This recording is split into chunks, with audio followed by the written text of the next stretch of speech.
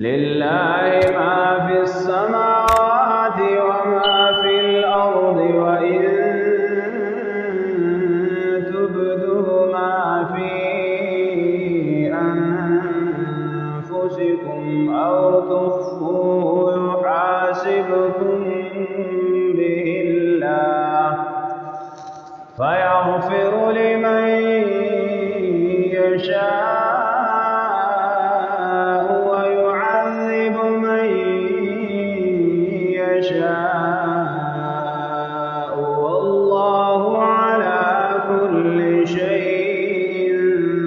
قدير.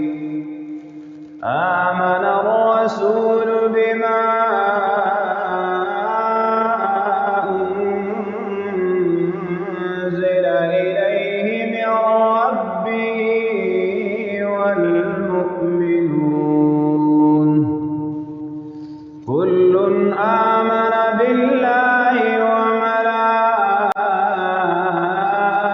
وملائكته وكتبه ورسله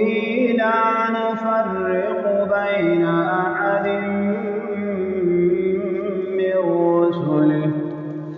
وقالوا سمعنا وأطعنا غفرانك ربنا وإليك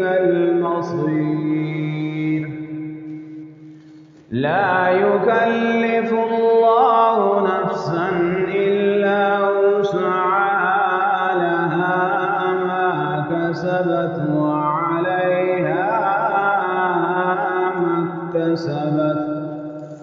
ربنا لا تؤاخذنا إن نسينا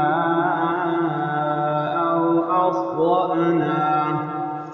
ربنا ولا تحمل علينا